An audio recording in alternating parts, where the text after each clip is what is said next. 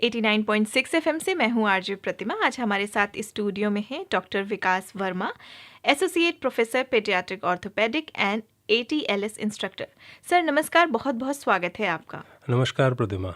हमारी बात हो रही थी कि बच्चे आगे बढ़ जाते हैं और उनको इस तरह से चोट लग जाती है, तो लोगों को पेरेंट्स की जिम्मेदारी बहुत बनती है कि वो अपने बच्चों को समझाएं, उनको ध्यान दें कि वो इस तरह से काम ना करें और वो खुशहाल ज़िंदगी जिएं, स्वस्थ रहें, मस्त रहें और खेलते कूदते रहें और सुनते भी रहें 89.6।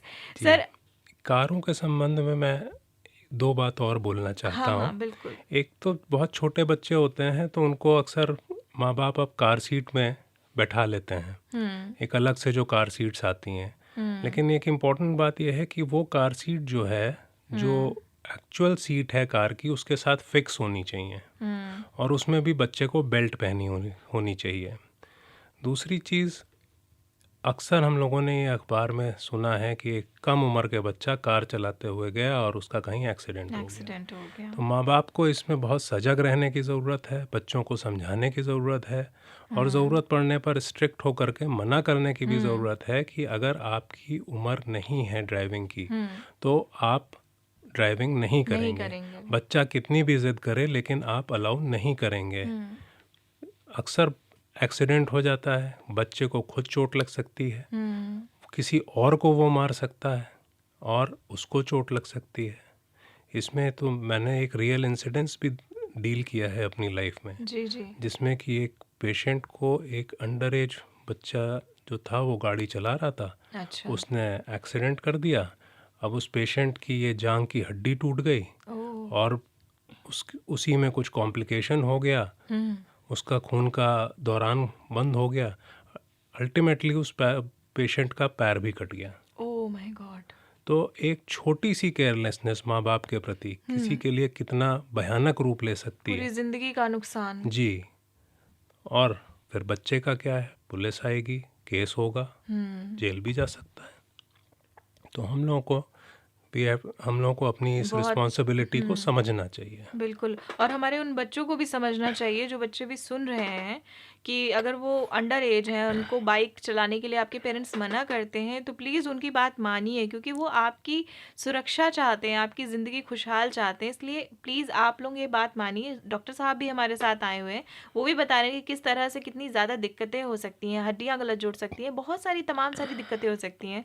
सर बच्चों की चोटों की हमने बात कर ली। बच्चे अक्सर कुछ ना कुछ एक्सपेरिमेंट भी करते रहते हैं। कभी वो कुछ आग जला रहे हैं, कहीं कुछ कर रहे हैं, तो वो जल जाते हैं या किसी वजह से जल जाते हैं। तो ऐसे जो बच्चे जल जाते हैं, उन्हें कैसे बचाया जाए? देखिए, इसमें भी माँ बाप का बहुत इम्पोर्टेंट रोल है। सबसे पहले तो हमको ये समझना पड़ेगा कि जैसे हम बिहेव करेंगे वैसे ही बच्चा बिहेव करेगा। जी। तो हमें कभी भी बच्चों के सामने मैच बॉक्स से माचिस की तीली को जला करके उससे कुछ खेलने का प्रयास नहीं करना चाहिए। दूसरी चीज़, हमें यही सावधानी लाइटर्स के बारे में रखनी है। यदि हम जलाएंगे, बंद करेंगे, बार बार अक्सर बैठे हुए लोग करते हैं, तो बच्चा भी वही करने का प्रयास करेगा। अब हम तो हैबिट्स सीखता है जी, बच्चा, देख करके ऑब्जर्व सीखेगा। करता है। अब हम तो जानते हैं कि वो ख़तरनाक है, लेकिन बच्चा नहीं जानता है कि वो ख़तरनाक है, वो जल भी सकता है। दूसरी चीज़, इन चीज़ों को, मैच बॉक्स हुआ, लाइटर हुआ, ये जो चीज़ें हैं जिनसे हम लोग आग जलाते हैं, इनको बच्चों की रीच से हमेशा दूर रखिए।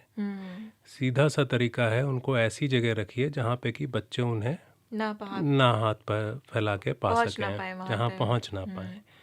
फिर बच्चों को ये समझाइए कि ये चीज़ गर्म है अच्छा। और इसको आप छुएंगे तो आप जल जाएंगे। हाँ। तो इस तरीके से बच्चों को ये टीच करने की ज़रूरत होती है। अब हम लोग बचपन में थे तो हमारे माँ बाप समझाते थे कि देखो ये गर्म है, इसको छूना नहीं है। तो वही चीज़ करने की ज़रूरत है। बच्चों को बचपन से, छोटे से ही उनको ये बताते रहे, जैसे प्रेस है या बहुत सारी सी चीज़ें हैं, तो उनको बताते समझाते रहना चाहिए कि ये आपको नहीं टच करना है, नहीं तो आप जल सकते हैं। तो बच्चों, आप सुन रहे हैं ना? सर आज आप हमारे स्टूडियो में आए हैं, आपने इतनी अच्छी, इतनी महत्वपूर्ण जानकारी दी हमें, उसके लिए आपका बहुत बहुत शुक्रिया, बहुत बहुत धन्यवाद आपका। सर आप हमारे स्टूडियो में आए, आप केजीएमयू गूंज में आए, कैसा लग रहा है आपको? कैसा एक्सपीरियंस रहा आपका? बहुत अच्छा एक्सपीरियंस रहा। सबसे पहले तो मैं कहना चाहूँगा कि ये एक केजीएमयू की बहुत ही अच्छी पहल है। जी।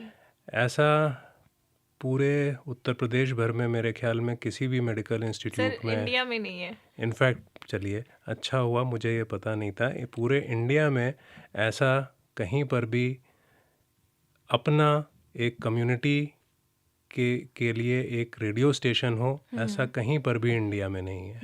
ये एक बहुत ही अच्छी पहल है। इससे हम लोग अपने कॉमन जो कम्युनिटी है उसको हम एजुकेट कर सकते हैं, उसमें अवेयरनेस क्रिएट कर सकते हैं, और बहुत सारी चीज़ें जैसे छोटी छोटी चीज़ें ही हैं, जैसे आज हम लोगों ने इंजरी प्रिवेंशन पे बात करी, उससे एक बहुत समाज में बहुत बड़ा असर भी डाल सकते हैं। जी। दूसरी चीज़, आपका जो ये इंफ्रास्ट्रक्चर है हाँ ये जी। बहुत ही बढ़िया है। अच्छा, आई थिंक कैसा लग रहा है आपको स्टूडियो देख के यहाँ हमारा? बैठ करके, हमें स्टूडियो देख करके बहुत ही अच्छा लग रहा है। मुझे लगता है ये एक वर्ल्ड क्लास इंफ्रास्ट्रक्चर के GMU में बनाया गया है, शुक्रिया। और थैंक यू ये सर। भविष्य में भी चलता रहेगा। जी बिल्कुल चलता रहेगा। आप लोगों की दुआएं और आप लोगों का साथ मिलता रहेगा तो हमारा KGMU गूंज पूरे वर्ल्ड में जो है फेमस हो जाएगा। तो आज हमारे साथ स्टूडियो में थे doctor Vikas Verma, associate professor paediatric orthopaedics and ATLS instructor KGMU Lucknow. Radio